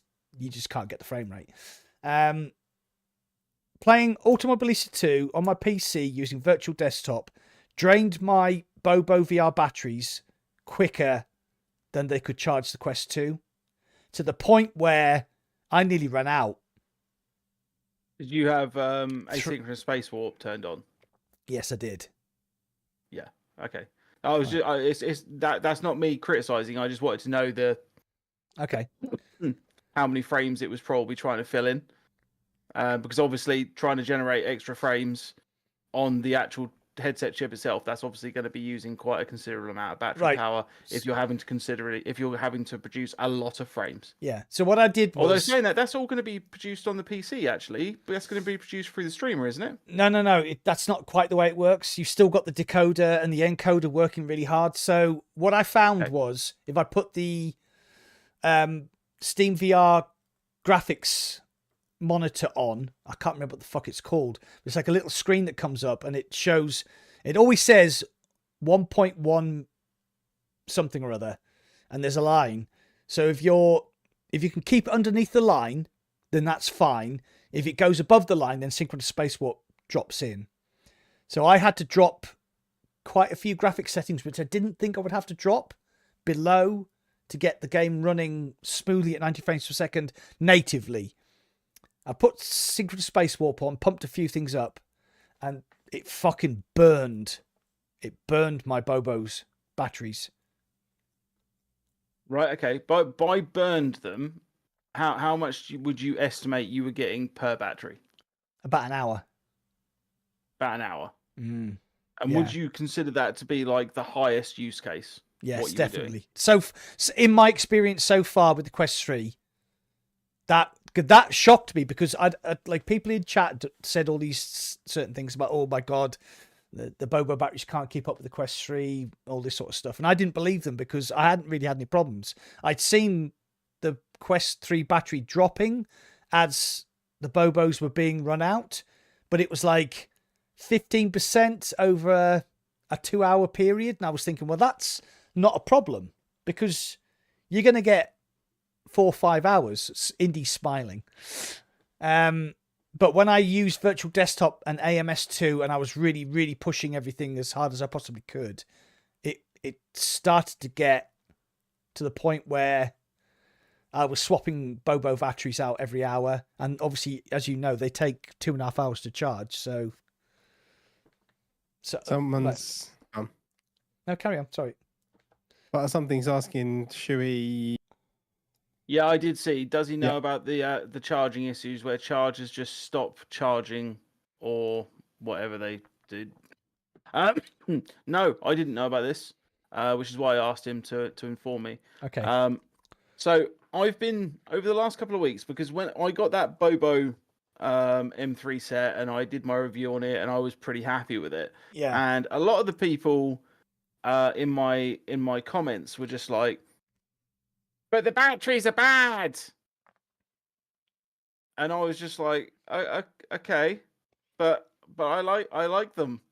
They're doing well for me. Like I'm seeing like 1.5 hours to 2 hours per battery. So I don't really understand what's going on. So I actually did reach out to Bobo and ask them specifically. I'm just going to read what Butters said. From my understanding, there was a charging issue that would cause the bobble head strap to randomly stop charging. Bobo head strap. Bobo. Okay, yeah, that makes way more sense. To randomly stop charging. I don't think it was just the head strap, though. It was charging in general. Okay, so yes. Yeah, so generally, I've heard a couple of things. One, apparently there was a software issue with the Quest 3 that was causing problems with being able to charge or not charge. Okay. Which, as far as I'm aware, has now... This isn't from Bobo, by the way. This is just general reading and looking around. As far as I'm aware, there is apparently an update, part of the new update that has fixed that. And that wasn't just for Bobo. That was all charging in general. Okay, yeah. The other thing is that Bobo's reply was incredibly... It was neither like it wasn't defensive and it wasn't offensive at all. It was very middle ground, which I like. I'm a big fan of that. Basically, what they said was from their experience and from most people that have reported back to them, they are still experiencing around 1.5 hours to 2 hours of battery life. Okay. Per Bobo battery, which is in line with what I've experienced. Yeah, because the Quest 3 is quite power hungry. Yes, it is. It's more power hungry than the Quest 2. Yeah, 100%. And this is, bear in mind that not all of my Bobo batteries are new ones either. 2 of them are new, 6 of them are not, and I don't know which ones are which. So they all just get mixed around. There might you'd have to sort of stick them under a color. Like some sort of color spectrometer or something to be able to see which one's been out in the sun more. But yeah, so the way they've put it was people will talk about this matter based on paper data because anxiety is usually more likely to spread than joy. As with your real user experience, though, although the battery pack is not perfect, it is not as bad as people discuss. Yes. So that's basically where they're sticking to, is that they may not have anticipated the potential extra power requirement and the fact that people were still going to be expecting to have that 2.5 hours extra, like they used to with the Quest 2. So yeah, I think of a lot of it is that people are not taking into account that Bobo have built this modular system that they want to work with all of their systems. And updating one of them would make them no longer modular for their new system, or their old system, sorry. So I am actually perfectly happy. Like maybe what they need to do is they need to work on bringing down the price of the batteries themselves. Yeah. How much and is- selling them yeah. individually. Yeah. Because I Can don't you not- think. Go on, mate. Sorry. No. I think you're about to ask exactly what I was about to say, which is I don't think you can buy them individually. Right. I think you have to buy them as part of the product. So maybe what they need to do is they just need to have a place where you can buy them individually and Yeah. cheaper. So here's the thing.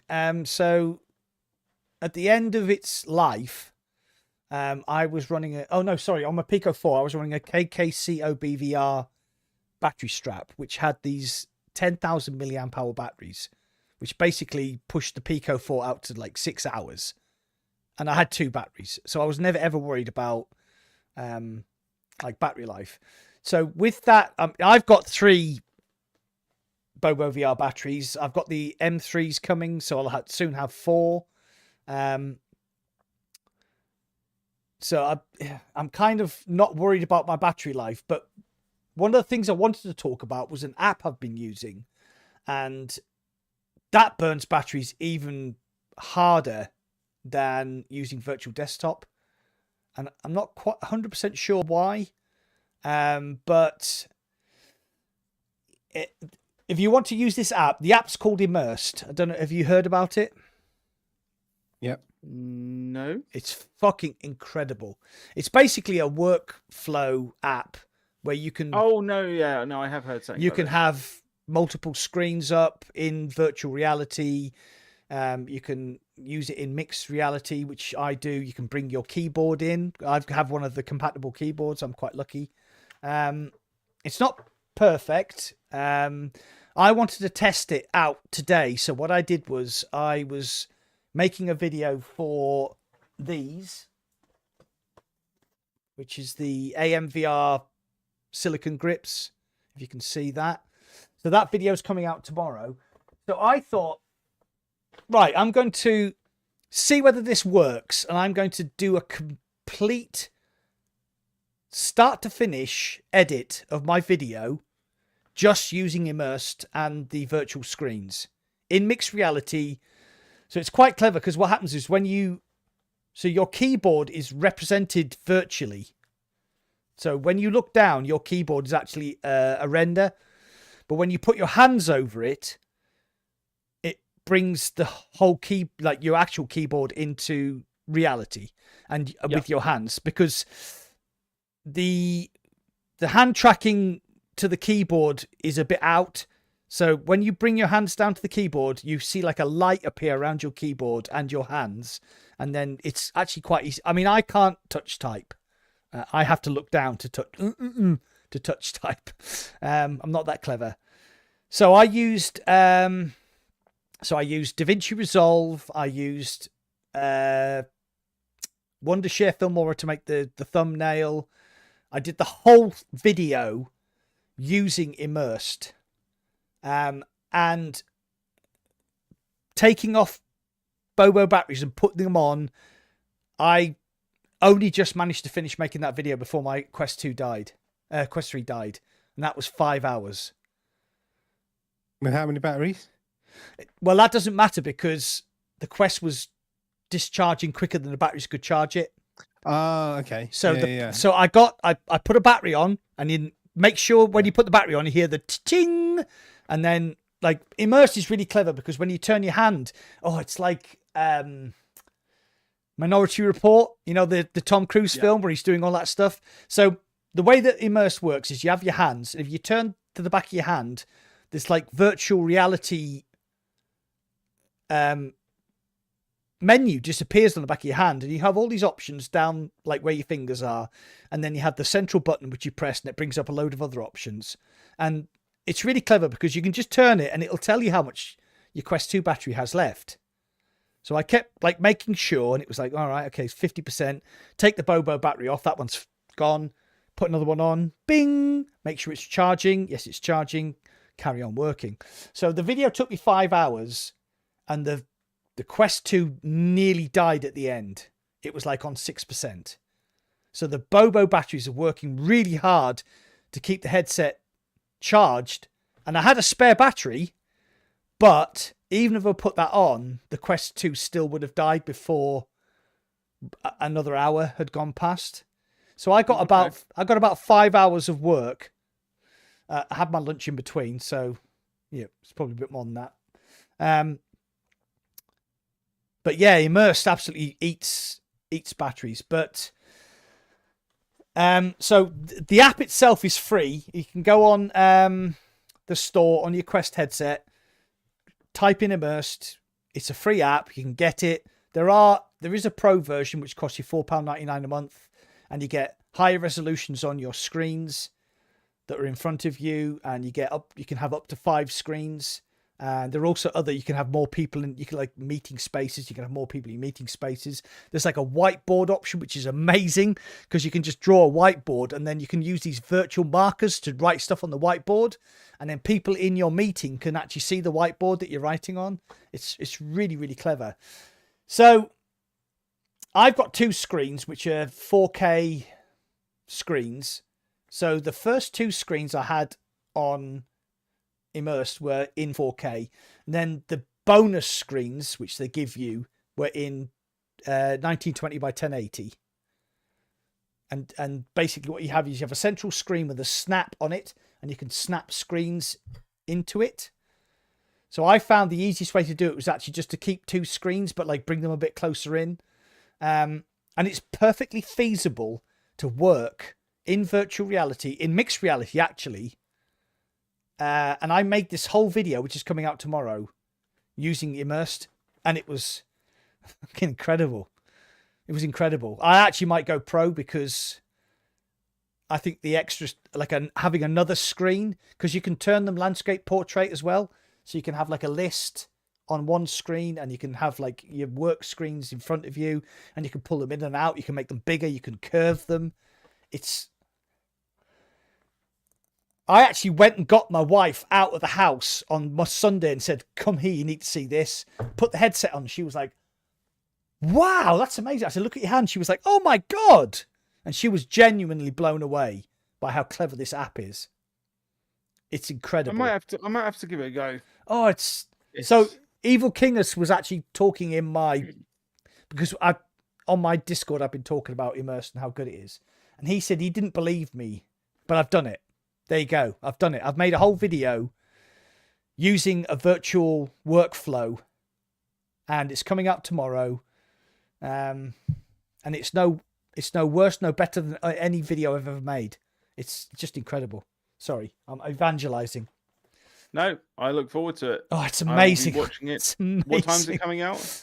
Oh no, sorry. The video for the hand straps is coming out tomorrow at 6 o'clock, but it's not the Immersed video. I might do a separate video on the Immersed, but go and get it. It's free, and just be blown away. It's one of the few times, which I'd like to talk about mixed reality later, but it's one of the few times I've actually been jaw dropped recently.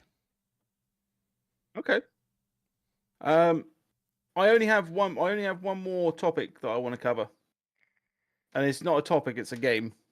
I've got one more topic I want to cover, and that's one. Okay, I want to finish on mine, so you go. Right, Sniper Elite Winter Warrior. Yep.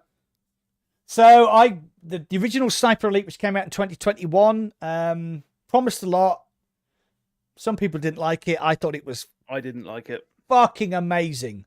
I played it through on the normal level. I played it through on hard. I know, Indy, you streamed it, didn't you? Mm-hmm. Yep. How did you feel about it? I think I liked it. Yeah. I think I liked it. I love, like, there's nothing World War II or snipery or anything really that I can on in VR. I mean, you had Medal of Honor, and then there just isn't any World War II games. So I liked it because probably I'm trying to think. Yeah, I remember like doing the really long shots right at the end, like, and it was really satisfying. I love sniping games though, so it depends on what kind of games you like. Yeah. A lot of people didn't like a lot about it, but then I'd say I don't like a lot of shit that everybody else likes. So yeah, that's just me. No, I like World War II, like war games. I love sniping games. Yeah. But the main thing that I wanted from Sniper Elite was the sniping to feel good, and it felt janky as shit to me. Like, the gun was everywhere. Every time I tried to do anything, it was like... That might have been a settings issue. That might have been a settings issue. I spent a long time before I refunded that game. Right. And couldn't get it down. And there were quite a few other people that had the same issue. I don't remember. But obviously you guys didn't. I didn't. Yeah. I see. Like, so for me, it was the when you got the sub sonic little silenced sniper rifle, and you could actually take Germans out without sort of making, like, before you had to make like a sniper shot from miles away before the Germans would spot you. But with this little subsonic thing, you could actually do it a little bit better. But there was like a massive bullet drop. You had to really like, oh my god, you know. I like the story. I like the fact that it was like this old Italian guy with his family telling stories. I liked all the, like, it had collectibles, you know me and collectibles. I just thought it was really well done. So apparently Winter Warrior is only going to be £15 in the UK, and it's going to be about a 6-hour campaign. And I am sold. It's coming out at the end of November. I'm so excited because I loved the original. Loved it. Yeah. I mean, I'll pick it up because I didn't have a bad experience with the original. So. I'll still pick it up. Yeah. Like, I'm hoping that this one will solve a lot of the issues that I had with the previous one. Right. Okay. What did you play it with? What did you play? Or was it the Mindex back then, Mac? Do you know what? I played it so much. I played the full PC VR version. I had the Oculus. No, sorry, I didn't. I had the Oculus version. So I had the Oculus PC version because they were free. Because if you bought the Quest version, you got that for free. And then I went back and played. They did an update to the Quest, which improved the graphics, and went back and played all the way through it again. I did so many live streams. I did like reviews, and oh my god, it was everything that Medal of Honor should have been. Yeah, let's not talk about that. It makes me sad. Yeah, that killed the franchise. That's another one that killed the franchise. Right, so what game would you like to talk about then, Indy? I want to talk about Geronimo. Yeah, that's still, like, there's nothing concrete on when that's coming out, right? No, nothing concrete on when it's coming out, but the devs have started coming back with more like, here is what we've been working on, here is how it looks at the moment. I know, right, so can you rewind and talk about what it is? Because I actually don't have any idea what you're talking about. Okay, so before I do that, then, if you guys want to look over on my channel, I'm going to put up a video. And I'm not sure if I'm going to talk out. No, I'm not, because I think it's got audio. No, I'll talk over it when it's playing, I think. Hang on, where is it? So let's get rid of the audio. So this game is everything that we realistically wanted, except for PvP, from Onward 2. Like, think of everything you wanted from Onward 2, except for PvP, and then this is that game. Oh, I have seen this trailer. Yeah. This isn't a trailer. This is just what they've been working on in the last couple of weeks. Okay. This is what they produced. I think they released it the other day. So yeah, it's everything. Like, from your avatar that you're going to be using, you can customize it from the type of trousers they wear, the type of top they wear, the type of headgear they wear. Your chest rig is taken from multiple different versions where you can choose how like grenades sit on it properly, how mags sit on it properly. The weapons are fully customizable as you'd expect. with different types of scopes, red dots, hollows. But most like the breaching. Oh is no! obviously- He's just blown the hinges off. Yeah, which Oh, is wow. fucking cool, right? You can blow hinges, you can blow the actual locks themselves. My only criticism there was the first guy through the door should have turned right and he should have turned left, but that's Yes, from a tactical point of view. Yeah, but this is what Mac, can you imagine, right? Us three diving in to this sort of thing and actually taking it room by room as a proper Milsim. Oh my god, you need to put me in contact with the devs. I'm so excited for this. The devs do not speak to people. Oh, okay. From what I understand, they don't speak to people. Okay. But they are putting out a lot of information on their Discord. Their Discord is pretty friendly. I joined it today. And after seeing everything, I am just so excited for this now. That looks amazing. That looks like Onward on acid. Yeah, exactly. And you can wishlist that on Steam right now. It's there isn't a release date or anything like that. They seem to be like, when it's ready, it'll be ready, which is the type of development that I actually prefer. Yeah. And it is a team, from the look of things, it's a team of 2 guys.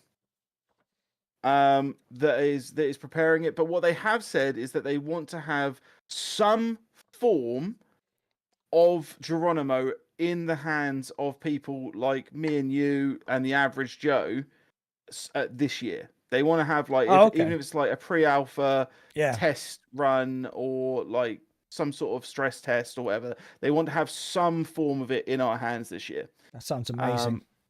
Yeah, so I am blown away by this because I loved Onward so much, and this just seems like everything we wanted from Onward 2.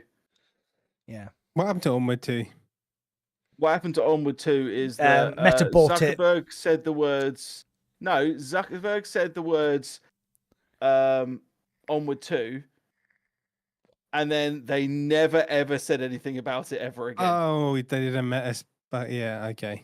No, they didn't do a spotlight. He just said. No, I said they did a meta special. Onwards, They basically what happens is they bought the company, Downpour. and then they bought Downpour, and then Mark Zuckerberg said Onward is my favorite game. Everybody said, "Oh my god, that means Onward 2's on the way." To be fair, we streamed Onward last week was it on Thursday? Me, you, Face, and Tassos. It has got a lot better than it was the last time I played it because the fucking reload spawns actually work now, sort of. But the AI on the easiest level. I mean, how we got through 128 player game, didn't we? But they just annihilated us. I mean, apart from the fact that Tassos kept shooting Face in the head, which was so funny. Yeah, I think I played that once with you years ago. And you and Face played it so much, and I was like, "What the fuck?" Like, I was a complete novice playing with guys that had just played for bloody ages. I remember that. The AI was really good. It's amazing. Not like it's really good fun. They've improved. The AI in go on. Sorry. No, I was going to say, what the AI in Ghost of Tabor, has that improved? Has anyone been in that recently? Nah, never played it. I haven't touched Ghost of Tabor for months. Yeah, I got bored with it. It was loads of people with loads of good gear sniping you from 400 meters away. You didn't even know where they were, and I was just like, I can't be bothered with that shit. Because there is a new map now, like a night map, but I don't see it bringing anything. The early alpha was a lot of people that you knew, so you could kind of say, "Hi, how you doing, guys?" It's Mac, and it'd be like short stuff and you and Fitz, and it'd be like, yeah, that's cool. But then when the kids got involved, Walking Dead, that's probably your fault. They were just like, I don't know, just turned into a bunch of fucking idiots, and I just didn't enjoy it. I can't be. That is something that Butters just pointed out, and it's something that I did already know, by the way, because of things that I was going through on their FAQ system and everything.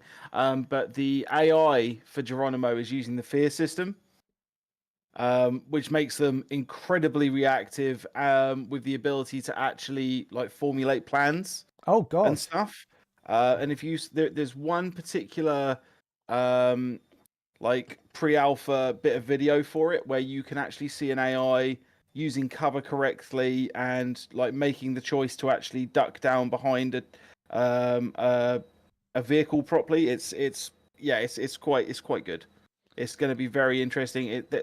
Their main aim, they have zero shits to give for PvP. Their main aim is PvE and co-op. Yeah, which is And what I'm I'm all about that life. Yeah, I am as well. I mean, I love a bit of Pavlov, love a bit of Contractors, but to be fair, I really enjoy playing Onward the other day with Tassos and Face, because it's just like you and your mates trying to be organized and trying not to shoot each other in the head and trying to be tactical, and just trying to get through the game. It was really good fun. So we are streaming again on Thursday evening. It's me, Face, Fitz, and one other, whoever wants to join us. So yeah, that'd be good fun. I mean, if Indy jumps in, then I'll bow out. But if not, I should. No, go for it, mate. Go for it. I might be able to join you. That would be pretty good. Okay. Yeah. 7 p.m. 7 p.m. That'll give me 15 minutes to get home and eat and get online. That sounds like a plan. Well, we can start without you, and then you can just join whenever. That sounds good. JTM, I just want to reply to yours. How can you not be excited for Assassin's Creed? It is a major IP in VR. I'm assuming you haven't been with us for the entire stream. Like this is exactly what Indy just said. So was Ghostbusters, mate. Ghostbusters is a major IP backed by a major media company in Sony. That's the reason why I haven't got horrendously jittery like excitement right now. I am waiting to see what it's like, and hopefully I will be totally blown away and I'll love it. But that's the reason why I'm not giddy with excitement for it at the moment. Sorry, sorry, Shuey. What was that game we were just talking about? I forgot Geronimo. Yeah, okay. I need to write that down. Yeah, I've had mine that for ages, but it's just like it's taken a while since when I first spotted it, so I'm just gonna have to wait. Everyone, it looks really fucking good. Yeah, and also Ubisoft, like they've lost a lot of credibility as well. All the shit they're bringing out, like it's like they're bringing out games like like when, what can everyone relate to? Like FIFA 24, then like FIFA 23, then FIFA 24, and they're just hardly, like the Ghost Recon games and UFC as well. UFC is a piss take, but that's not VR, so let's not talk about that. Yeah, UFC is just fucking a joke. But yeah, I think Ubisoft is just kind of, they've lost their credibility a lot in general with people in non-VR gaming. So yeah, I'm just not too excited about it. Sorry, I just interject here for something completely unrelated. Weeble just pointed out that Genotype had a big update today with Quest 3 graphics and a difficulty selection, which I think was what they needed. So Genotype's a great game. 6 to 7 hours, maybe on a harder difficulty, might take you longer. Go and play Genotype. It's really good. Sorry, one of the other comments was, so David Rose said Geronimo looks like Ready or Not in VR. Yeah, which like I'm all about. Oh yes, we like a bit of hardcore breach and clear. Right, I think is there anything else anyone wants to say tonight? I think we've covered quite a lot today. No. We have. 2 hours. There you go. I'm just. Oh, in that case, I think we're going to bring the podcast to a close because, as you say, 2 hours is a lengthy bit. Oh no, Max got something else. Self promotion. The Pico 4 giveaway. So on the 30th of November, I will be doing a live AMA, and I'll be giving away this Pico 4. Only to channel members, unfortunately. If you're a channel member, because you're my loyal people, and I want to give you this. Currently, we're on about 40 channel members, so you've got a pretty good chance of winning. So there's a promotion on Twitter. There's a promotion on my channel members on community page on YouTube. don't want to push it too much because I don't want you to join just to try and win a Pico 4. I want you to join because you want to. Thank you. I force people to join to make it harder to win. Yeah. Yeah, that's it, guys. I think we've covered quite a bit. Yeah, I think we have. It's Yeah, been fun. Yeah, as per usual. Cool. Any last words, children? Don't eat yellow snow. Don't eat yellow snow. Right, so I've got a video coming out tomorrow about the AMVR grips. We're going to do the live stream on Thursday onwards. Me, Face, Fitz, and Shuey. Yeah, so tune in for that. Shuey, what have you got coming up? I don't actually have a video for this week as of yet. I released my Pavlov one tonight. Hey. And oh, thank you, Classy. Well done. Thank you, Classy. Handing out memberships for Indie. Thank you very much, Baddy. You simp. Very sweet of you. I've got some ideas, and I'm going to look into some things. I've actually got a ton of different VR products that I need to review from companies such as Prism XR and Zyber.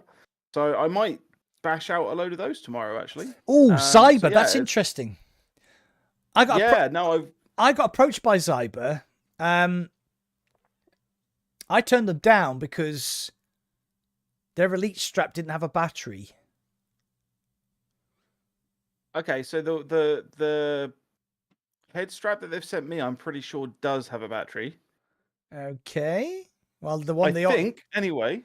I don't know that to be a fact, but yeah, I'll find out tomorrow because I'm gonna open it up and unbox see it. what's in it. Yeah. Apparently, go on, Shuey, then I'll carry on. No, that's it, mate. Like, I'm gonna yeah. open up a bunch of products. I might do a live stream tomorrow during the day of just unboxing them and giving my first impressions, and then expect a video later on. Mobeast is saying Pico have gone from 2,000 employees to hundreds. They made loads of layoffs apparently on Upload. There is a report that Pico have decided to lay off a lot of people. I don't know why this Pico is trying to sort of wind down Pico. ByteDance is trying to wind down Pico's story keeps persisting. Meta laid off 20,000 people and we were like, whatever. So Pico lay off some people and all of a sudden Pico's dead. It might just be a propaganda thing. I don't know.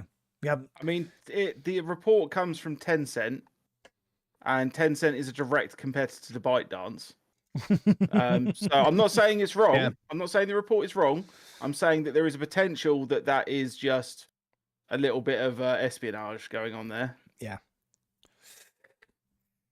Okay. What am I doing? I don't know. On my channel, just keep an eye out. This week. What have you got planned? I'm not sure yet, mate. Like, I'm waiting to hear back from devs for stuff. So let's see. Let's see. Okay. Just have to play it by ear. Just keep an eye on my channel. That's it, man. Like, yeah, I'm trying to get things, and if they come through, they come through. Okay. Cool. Is that a good time to call it a day? Yeah, I think it is. Right. Yeah, well, cool. All right, everyone. As per usual, I've been Indie VR. I've been Shuey in VR. I have been Indiana Jones in VR. And don't forget to check out the Adventures with Shuey channel as well, which is my second channel. Yeah, wicked, guys. Cheers. It's been great. And we'll catch you in two weeks. Not long till the Christmas podcast, really, is it? It's only a few episodes. Oh, my God. So that's on the 18th of December, I do believe. Yeah, you guys might as well do it without me, to be honest. You can't just drink water and then get paid money to drink water. I don't want to get paid. I'm just won't be drinking. So. Sorry. Get a pisshead in instead of me. I'll get someone round just to sit here in my place and just fucking get on it with you. Oh, God. Right, so Christmas podcast will be on the 18th of November. That's obviously going to be a standout moment of the year, except for Indy because he's turned teetotal. But you can vape, or can you vape some cannabis or something instead? I can do whatever you want, mate. I'll smoke crack. We are 100% getting not only demonetized but banned if we're going to sit here and just smoke weed on live on. Fucking YouTube. Joe Rogan does it. Joe Rogan does it. Yeah, but it's the legal way he does it, right?